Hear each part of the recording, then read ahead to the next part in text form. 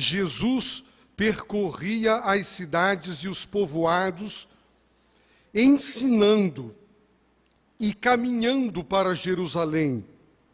E uma pessoa lhe perguntou: Senhor, são poucos os que se salvam? Ao que ele lhes respondeu: esforçai-vos por entrar pela porta estreita, porque eu vos digo que muitos tentarão entrar e não conseguirão. Quando o dono da casa houver se levantado e fechado a porta, e de fora começardes a bater a porta, dizendo: Senhor, abre-nos a porta, e ele vos responder: não sei de onde sois, então começareis a dizer: comemos e bebemos na tua presença, e tu ensinaste nas nossas ruas. Ele vos responderá: não sei de onde sois, afastai-vos de mim, todos vós que praticais a iniquidade. Ali haverá choro e ranger de dentes, quando virdes Abraão, Isaque, Jacó e todos os profetas no reino de Deus, e vós lançados fora. Muitos virão do Oriente e do Ocidente, do Norte e do Sul, e se sentarão à mesa no reino de Deus, pois há últimos que serão primeiros, e primeiros que serão últimos. Pai, concede-nos a graça de abrir o entendimento para compreender as Escrituras, pelo socorro do Teu Espírito. Abre o nosso coração para a Tua Palavra, e abre também, sobretudo, a Tua Palavra para o nosso coração. Em nome e por amor de Jesus. Amém. No Evangelho de Lucas, capítulo 9, os irmãos, por favor, abram, versículo 51, Evangelho de Lucas, capítulo 9, versículo de número 51, diz assim: quando se completavam os dias para que fosse elevado ao céu, ele, Jesus, manifestou o firme propósito de ir para Jerusalém. Observem que os dias para que ele fosse elevado ao céu não haviam se completado, mas estavam prestes a se completar. Por isso, Jesus manifestou o firme propósito de ir para Jerusalém. E a partir de agora, lendo o Evangelho de Lucas, os irmãos perceberão a determinação de Jesus e o seu plano para chegar em Jerusalém por ocasião da Páscoa, para que o seu sacrifício coincidisse ou se realizasse providencialmente exatamente no dia do Cordeiro Pascal. Agora, Lucas, no texto que acabamos de ler, ele diz: Jesus percorria as cidades e povoados, ensinando e caminhando para Jerusalém. Lucas não nos deixa esquecer que, embora Jesus estivesse pregando, ensinando, curando, libertando, o alvo maior da sua vida e da sua vinda está claro diante dele. O propósito da sua encarnação, da sua missão, está diante dele. E ele caminha resoluto, determinado, para Jerusalém, para fazer a vontade de Deus. Se os irmãos lerem no capítulo 10, observarão que ele enviou os 72, de 2 em 2, 36 duplas, para irem a todas as cidades e todos os povoados que ele pretendia visitar antes de chegar em Jerusalém, para pregar a palavra de Deus. Portanto, Jesus tinha muito claro o alvo da sua missão. As curas, o ensino, a libertação, tinha como alvo revelar quem ele era para que, conhecendo, as pessoas entendessem a obra da cruz. Ninguém entenderia a cruz se não entender o crucificado. Dezenas, milhares de pessoas morriam crucificadas na Judéia por conta da invasão e ocupação romana. Mas a cruz de Cristo era diferente, e quem a tornou diferente era Ele mesmo. Era o Filho de Deus, o crucificado, quem tornou aquela crucificação uma crucificação que teria valor eterno de expiação pelo pecado do mundo e para a salvação da humanidade. Portanto, Jesus, ele realizava cada parte do seu ministério sem esquecer do alvo maior da sua encarnação, o sacrifício na cruz do Calvário. Isso, meus irmãos, é de suma importância, porque cada ministério que a igreja tem, cada trabalho que a igreja faz, ela precisa fazer tendo em vista o alvo maior da existência da igreja: adorar a Deus, trazer e levar salvação ao mundo perdido, pela pregação do evangelho a tempo e fora de tempo, e o fortalecimento mútuo através do exercício dos dons espirituais que geram os ministérios, que são os serviços que prestaremos uns aos outros para a edificação do corpo de Cristo. Logo, a igreja adora para servir ao mundo o evangelho e para servir uns aos outros para a nossa própria edificação e crescimento espiritual. Não podemos perder de vista jamais o alvo e o sentido da existência da igreja, como Jesus não perdeu o foco da sua missão. Ele não se perdeu, ele tinha alvo, e a igreja tem propósito, e ela precisa conhecê-lo e perseverar em cumpri-lo. Irmãos, neste momento, diz o texto, que uma pessoa não nomeada, não sabemos quem, o abordou com a seguinte pergunta: Senhor, são poucos os que se salvam? Era senso comum entre os judeus que eles eram o povo de Deus, o povo eleito de Deus, com quem Deus tinha um pacto, os escolhidos de Deus, e que eles eram descendentes de Abraão. Por isso, era senso comum, endossado pelo ensino rabínico na sinagoga, que a grande maioria dos judeus, com algumas raras exceções, não entrariam no reino do céu, no reino de Deus, e não seriam salvos. Esse era o senso comum endossado doutrinariamente pelos escribas, pelos fariseus, pelos saduceus e por toda a teologia da época. No entanto, este homem provavelmente, ao ouvir as exigências de Jesus, ao ouvir Jesus dizendo: não pode ser meu discípulo quem não toma a cruz, quem não me segue, quem não renuncia a tudo quanto tem, não pode ser meu discípulo.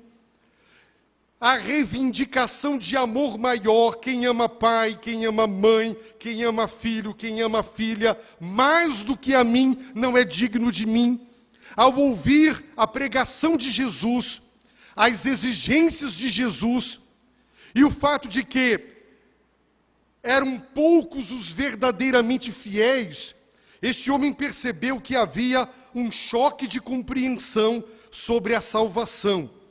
E ele percebeu que, segundo o ensino de Jesus, não era tão fácil assim, e não seriam tantos os salvos, já que não era simples e fácil atender a todas as suas exigências. E ele pergunta: são poucos os que se salvam?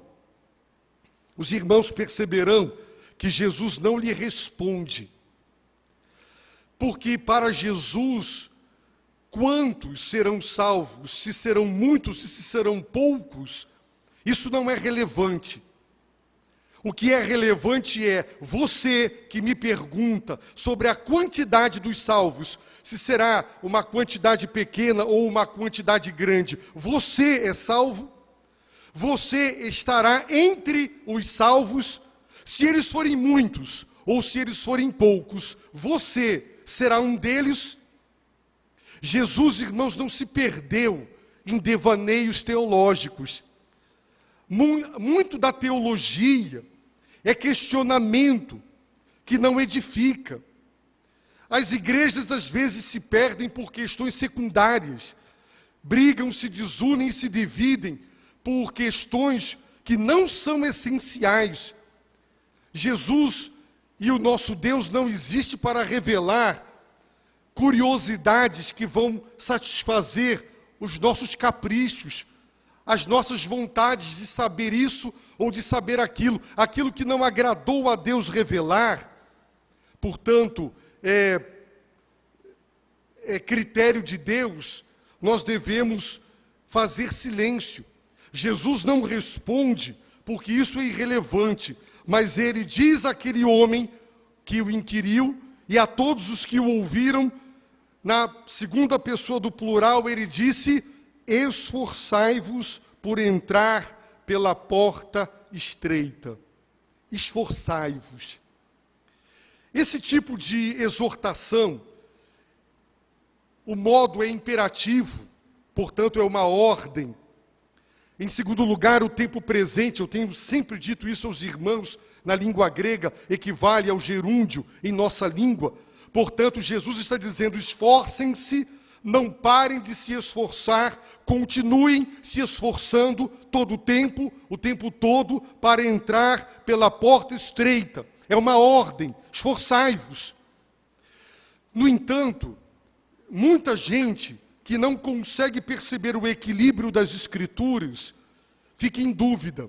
Pastor, a salvação não é pela graça, por meio da fé? Não é dom de Deus? Deus não é soberano na salvação do homem? Não é Ele quem salva? Então, por que Jesus disse: esforçai-vos? Porque, meus irmãos, embora as Escrituras afirmem peremptoriamente, de uma maneira radical, afirmem: salvação é obra de Deus, ela não exclui em momento algum a responsabilidade do homem, em momento algum. E é exatamente isso o que faz com que muitas pessoas creiam: se eu devo me esforçar, então eu contribuo de alguma maneira para a minha salvação. Não, é Deus quem salva, é pela graça, é por meio da fé. Mas muitos que defendem a doutrina da justificação, a doutrina bíblica, simplesmente se entregam a uma vida de pecado, uma vida de frouxidão, porque dizem: eu sou salvo, eu estou garantido, eu não preciso mais fazer nada, Cristo fez tudo. Essa não é a totalidade do ensino bíblico a respeito da salvação. Ao mesmo tempo que a Bíblia diz: Deus nos salva, a salvação é produto do poder de Deus pelo Evangelho e pelo Espírito. Em nenhum momento a palavra de Deus nos incita à tranquilidade e ao relaxamento. Pelo contrário, Jesus disse: esforçai-vos. Tem a parte que nos cabe, o dever que temos que cumprir. Esta palavra, meus irmãos, esforçai-vos, ela traduz a palavra, o verbo grego agonizomai, da onde vem a palavra em português, ou o verbo agonizar. Para nós, agonizar é alguém que está moribundo, está prestes a morrer, querendo morrer, mas ele está em estado de agonia. Ele está lutando para morrer, está sofrendo para morrer, mas ainda não morreu, ele está agonizando. Esta palavra denota, portanto, para nós, uma morte com grande esforço. Este verbo indica a luta, ela indica a atitude do atleta que se esforça para vencer o combate no qual ele está envolvido. Os irmãos querem ver um exemplo? Abram em Lucas capítulo 22, versículo 44, e os irmãos observarão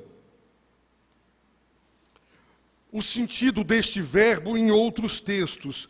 Lucas 22, 44 diz assim: e cheio de angústia, orava mais intensamente. A palavra mais intensamente traduz o verbo agonizomai. Ele agonizava. Quanto mais angustiado Jesus estava, ele orava agonizando. Intensamente, ele lutava em oração. Vejam no Evangelho de João, capítulo 18, versículo de número 36, outra ocorrência da palavra, João 18, 36. Jesus respondeu, João 18, 36, o meu reino não é deste mundo. Se o meu reino fosse deste mundo, os meus servos lutariam para que eu não fosse entregue aos judeus. Lutariam é a tradução em português do verbo agonizomai. Eles entrariam em luta, eles se esforçariam lutando para me livrar das mãos dos judeus. Vamos ver em 1 Timóteo, capítulo 6, verso de número 12. Paulo diz a Timóteo: Timóteo, trava o bom combate da fé, trava, luta, agoniza, trava, entra na batalha, trava o bom combate da fé. Ele diz a Timóteo, em 2 Timóteo 4, verso de número 7, ele diz: combati o bom combate, terminei a carreira, guardei a fé, combati, agonizomai, eu agonizei, eu lutei, eu me esforcei, eu combati o bom combate. A vida de Paulo não foi uma vida de descanso. Ele entrou pela porta estreita e ele se manteve no caminho estreito. Ele passou a vida combatendo, lutando. O que Jesus quer dizer, meus irmãos, é que para entrar pela porta estreita, você tem que se esforçar, sim. Você tem que agonizar, você tem que querer, você tem que lutar. Ele é a porta estreita. A missão da igreja é dizer ao mundo: ali está a porta está aberta. A graça de Deus abriu uma porta para o reino de Deus, para o reino do céu. A porta da salvação é Jesus Cristo. Mas esta porta é estreita. Eu não entro nesta porta de frente. Eu teria que entrar de lado. Eu teria que prender a respiração, encolher a barriga e passar por ela espremido. A porta é estreita. Ela é difícil de entrar. E quando você entra por essa porta, ela te dá acesso a um caminho que é tão estreito quanto esta porta. É o caminho que conduz à vida, ao reino. E assim como é uma luta entrar por uma porta estreita, a maior luta vem depois, é continuar num caminho estreito. Se eu pedir a você que ande em linha reta por este corredor, um passo na frente do outro, você vem com tranquilidade, sem se desequilibrar e cair. Mas se no mesmo espaço onde você coloca o seu pé, à esquerda e à direita existissem precipícios, você veria como é difícil caminhar por um caminho estreito, com subidas e descidas, com obstáculos e com buracos. Entrar pela porta estreita não é fácil. Manter-se no caminho estreito não é fácil. As pessoas querem saber quantos serão salvos, muitos ou poucos. Jesus disse: você é salvo. Você já se assegurou de que você entrou pela porta estreita. Você já se certificou que você entrou por ela. Muita gente está perto da porta estreita. Muita gente está nas imediações da porta, mas não entra por ela.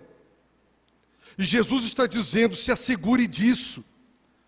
Você pode ser religioso, mas se você ainda não entrou pela porta estreita, você não terá acesso ao reino de Deus, à salvação. Só será salvo quem entrar por essa porta. Você entrou por essa porta? Jesus disse: esforce-se. Vamos ver, meus irmãos, Mateus 10, 22. Em Mateus 10, 22, Jesus disse: sereis odiados por todos por causa do meu nome, mas aquele que perseverar até o fim será salvo. Esse mesmo Senhor Jesus, em Mateus 24, 13, ele diz a mesma coisa. Mateus 24, 13. Mas quem perseverar até o fim será salvo.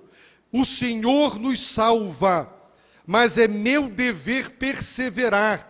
Eu tenho que me esforçar por entrar pela porta estreita.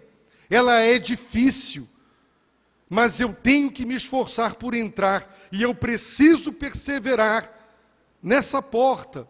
Os irmãos querem ver? Abram em Atos capítulo 11, Atos 11, 23. Em Atos 11, 23, está escrito que quando Barnabé chegou a Antioquia, e ele viu a graça de Deus, ele viu gente salva, diz o texto, ali chegando Barnabé alegrou-se ao ver a graça de Deus e exortava a todos a perseverarem no Senhor, com firmeza de coração.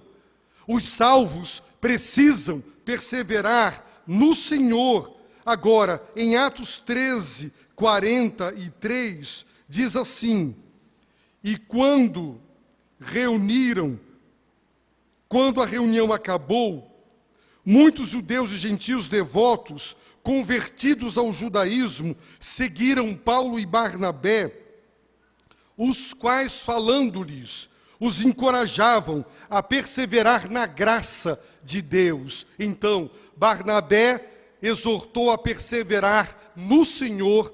Agora, ele exorta com Paulo a perseverar na graça de Deus. E em Atos 14, 22, ele nos ensina a perseverar na fé. Diz assim: renovando o ânimo dos discípulos, após a primeira viagem missionária, eles retomaram cidade por cidade, renovando o ânimo dos discípulos, exortando-os a perseverar na fé. Os irmãos percebem? Perseverar no Senhor, perseverar na graça do Senhor, perseverar na fé.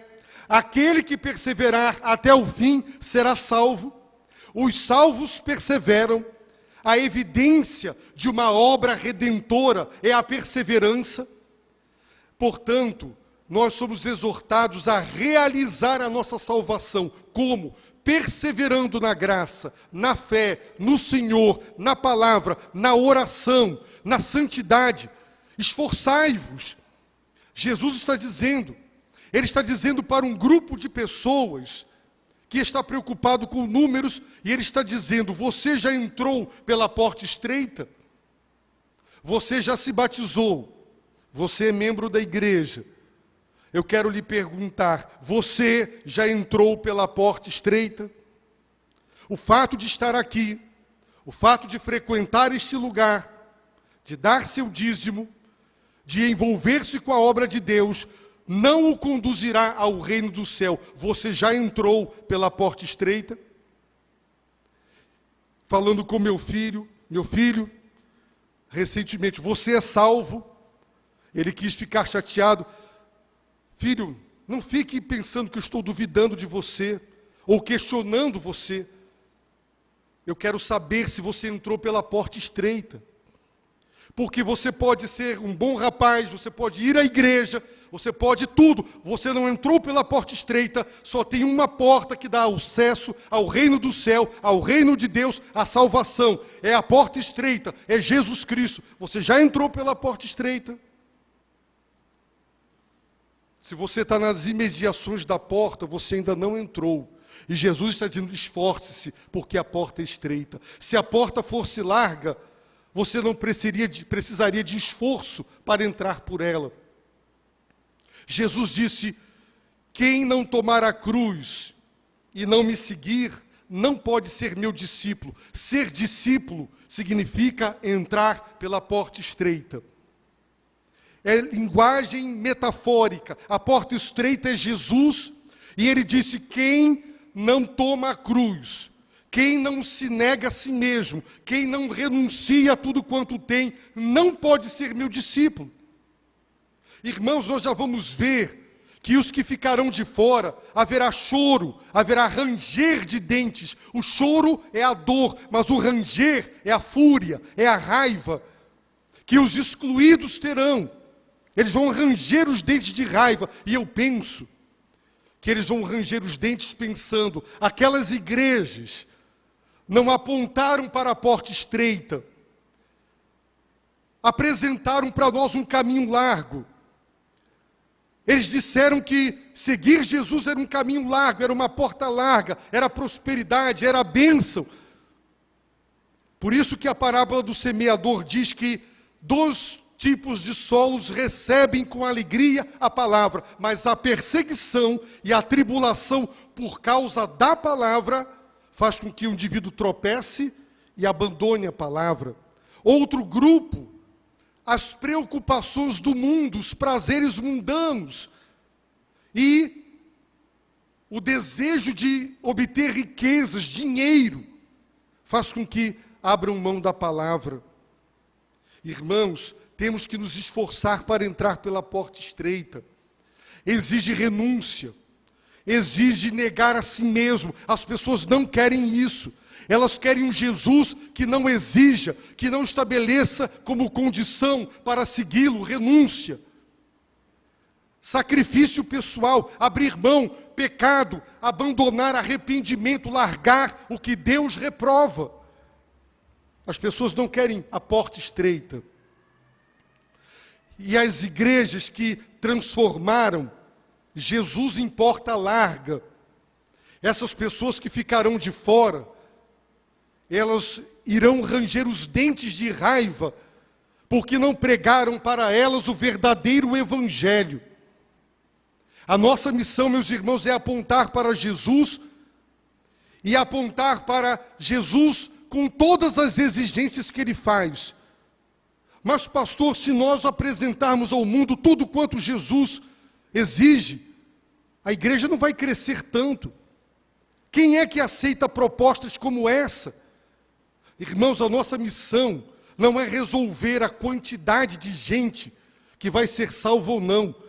A missão é pregar o evangelho, é apontar para a porta estreita e mostrar que ela é estreita, para que o indivíduo, vendo que é estreita, e se não quiser o esforço, ele não entre.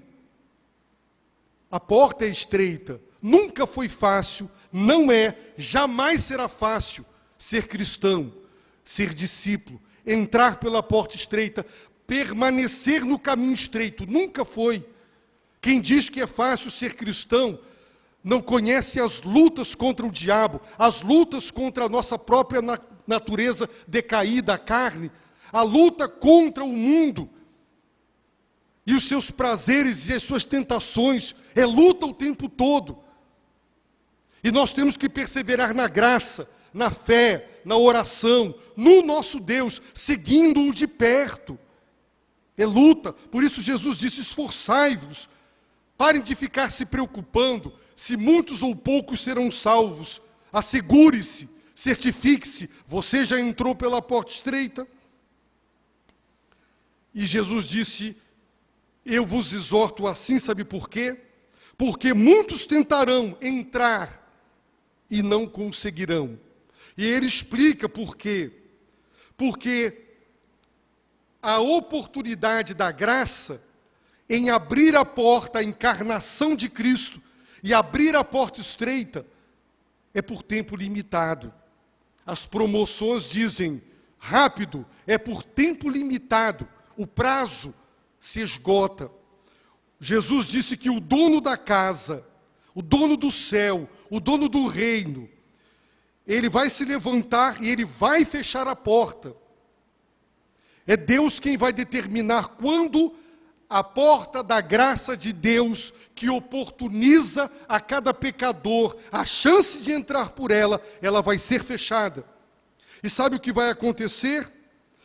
Quando ela for fechada, muitos tentarão entrar, ele disse, mas não conseguirão, porque agora é tarde demais.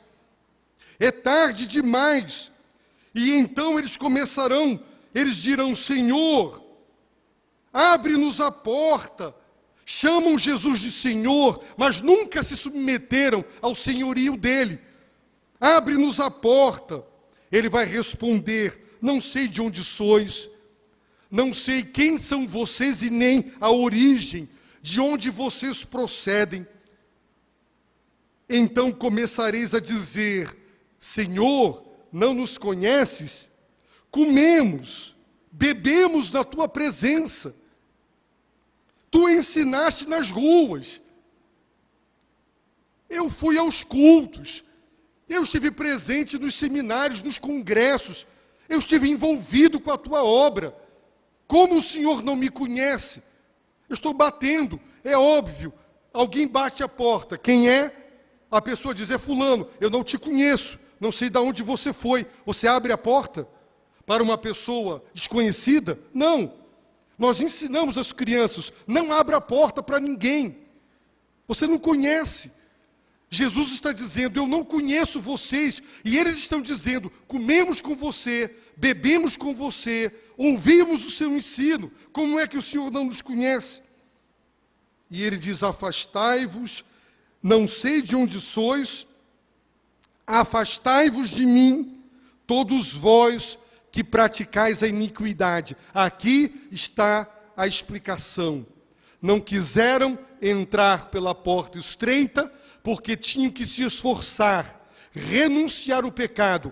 Preferiram ficar por perto da porta, mas praticando iniquidade, praticando o pecado, praticando a desobediência, perto da porta, mas praticando o que Deus reprova, fazendo o que Deus reprova, deixando de fazer o que Deus aprova, perto do reino, diz o hino, tão perto do reino, mas sem salvação.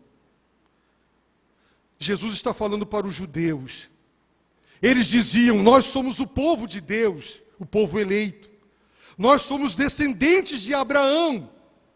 João Batista percebia isso tão forte que ele disse, parem, Deus dessas pedras pode levantar, suscitar descendentes de Abraão. Parem de achar que o fato de serem membros do povo de Deus, descendentes de Abraão, que vocês estão assegurados no céu, no reino, não estão. Parem. Muitos pensam, eu sou batizado, eu estou na igreja, eu estou envolvido. Irmãos, eu preciso exortá-los com a palavra do Senhor. Jesus está dizendo, esforcem-se. Você já entrou pela porta estreita. Não adianta você pensar, essa porta é a verdadeira porta. Se você não entrar por ela, não tem salvação. O que está do lado de lá da porta, o acesso ao reino, é pela porta. Se não entrar pela porta, não tem jeito. Irmãos, a palavra afastai-vos, segundo os exegetas, implica o exercício da força. Não é só uma palavra que diz, vão embora, mas há uma força de Deus que os expulsa. Vocês praticam a iniquidade, por isso vocês não quiseram entrar pela porta estreita, porque vocês teriam que se esforçar, renunciar a si mesmos, negar a si mesmos. Vocês teriam que negar o pecado, vocês teriam que negar o mundanismo, vocês teriam que tomar a cruz e me seguir, mas vocês não quiseram. Vocês praticaram iniquidade. Ali haverá choro, sim, a dor, a tristeza, o lamento. Quanto tempo a porta da graça me oportunizou a entrada no reino e eu não entrei? Estava diante de mim, choro, ranger de dentes, raiva, fúria. Sabe por quê? Quando virdes Abraão, Isaque e Jacó, quando virdes todos os profetas, Amós, Jeremias, Oséias, Abacuque e etc., no reino de Deus, e vós lançado fora. Vocês são o povo de Deus. O que o judeu mais queria era estar à mesa com Abraão, Isaque e Jacó, no reino de Deus. E Jesus está dizendo, vocês estarão fora. E quando vocês virem Abraão, Isaque e Jacó e os profetas lá, e vocês fora, vocês vão chorar. E vão ranger os dentes. E tem muita gente hoje que sonha estar com Maria, que sonha estar com Paulo, Pedro e os apóstolos. Mas, naquele dia, verão Maria no reino de Deus, verão os apóstolos no reino de Deus, verão os santos no reino de Deus, mas estarão excluídos do reino de Deus, porque não entraram pela porta estreita. Maria não é a porta estreita. Ela entrou pela porta estreita, o seu próprio filho Jesus. Quem não entrar por ele, não chega para dentro do aprisco, ele é a porta. Quem pula a cerca é falso. Ele falou isso no Evangelho de João, capítulo 10. A porta é Jesus e é estreita. Irmãos, o banquete messiânico era a descrição simbólica da bem-aventurança eterna no céu. E tudo quanto mais eles esperavam, que era estar com Abraão, Isaque e Jacó e os profetas do reino, eles serão lançados fora. E aí Jesus diz algo que aumentará a dor desse povo. Além de ver Abraão, Isaque e Jacó com os profetas do reino e eles fora, eles verão o que os gentios, que eles diziam, nós somos o povo eleito, vocês são a escória. Os rabinos diziam que os gentios eram combustível do inferno. E Jesus agora diz, muitos virão do Oriente e do Ocidente, lá do Amazonas, do Norte e do Sul, e se sentarão à mesa no reino de Deus. Os gentios, que vocês dizem estão excluídos, eles virão, eles vão entrar pela porta estreita e eles farão parte do reino. Por isso, há últimos, os gentios, que serão primeiros. E tem primeiros que serão últimos. O evangelho foi oferecido em primeira mão aos judeus, mas eles não aceitaram. Em último lugar, chegou aqui para nós, está chegando esse ano, quem sabe, a uma tribo que nunca ouviu o evangelho. Quem serão os últimos a ouvir a mensagem do evangelho? Mas quem se arrepender e crer, quem entrar pela porta estreita, eles cearão, se sentarão ou reclinarão à mesa no reino de Deus. Tem muita gente que tem prestígio, tem nome, tem renome, e aqui é honrado. E tem muita gente simples, tem muita gente humilde, tem irmãos que nós dizemos assim, qual a contribuição? Mas aos olhos de Deus ele é grande na sua fé. Irmãos, título, posição, não diz nada. Se estar no púlpito, se ser pastor ou doutor significasse para Deus alguma coisa, eu me alegraria, como não significa nada. Então, quem aqui está em destaque é primeiro, e quem aqui não tem destaque nenhum e é último, lá vai ser o contrário. Os últimos serão os primeiros, porque sempre a grande fidelidade nunca esteve na elite, mas nas pessoas mais simples. São os que têm uma fé genuína, legítima, que não ambicionam nada, a não ser seguir Jesus de coração. Por isso, irmãos, eu termino esta mensagem dizendo que no dia do juízo final haverão muitas surpresas. Muita gente que nós dizemos, esse estará lá, com certeza. E aqueles que a gente diz assim, esse não vai estar lá não. Nós vamos nos surpreender, muita gente vai entrar, que nós diríamos, não entra de jeito nenhum. E muita gente que nós batemos o pé e dizemos, esse está dentro, vai estar fora. Podem ser pastores, podem ser líderes. A pergunta é, você entrou pela porta estreita? Esforce-se para entrar. O que é que está te impedindo? O que é a iniquidade? É o mundo? Se você não entrar pela porta estreita, não adianta. Meus irmãos, criar filhos dentro do contexto da igreja, da cultura do evangelho, é muito bom, é um privilégio.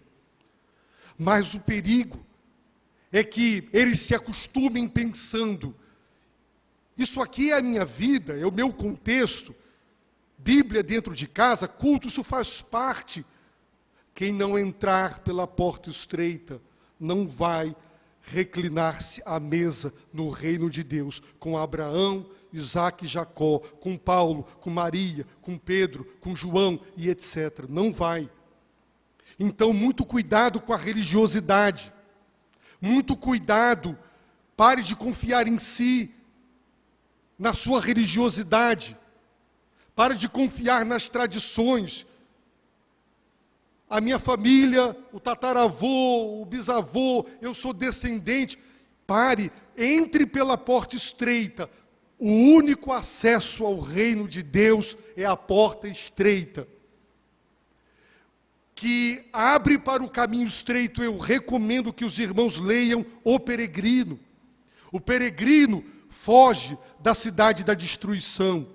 Apontam para ele a porta e quando ele entra, ele descobre que agora tem um caminho de muita luta até chegar na cidade celeste. O Peregrino é um clássico que descreve a vida cristã desde o início, quando você entra pela porta estreita, para descobrir que você vai encontrar, através da jornada, um caminho tão estreito que poucos ficam nele. Eu peço a Deus que nesta manhã, todos aqui ouçam o Senhor, são palavras de Jesus Cristo dizendo, esforçai-vos por entrar pela porta estreita. Você quer entrar no céu? Você quer a salvação eterna? Você quer reclinar-se à mesa no reino de Deus? Então entre pela porta estreita. Porque o tempo da abertura desta porta pela graça é limitado. O dono da casa vai se levantar e vai fechar a porta. Você pode bater, você pode dizer, Jesus, eu não perdi um seminário da família, eu não perdi congresso. Jesus, você não entrou pela porta estreita. Ele dirá, afastai-vos de mim, vocês praticam iniquidade. Vocês ficaram nas imediações da porta, mas não entraram, porque vocês queriam continuar a pecar, ao invés de renunciar ao pecado para me seguir. Jesus é a porta estreita.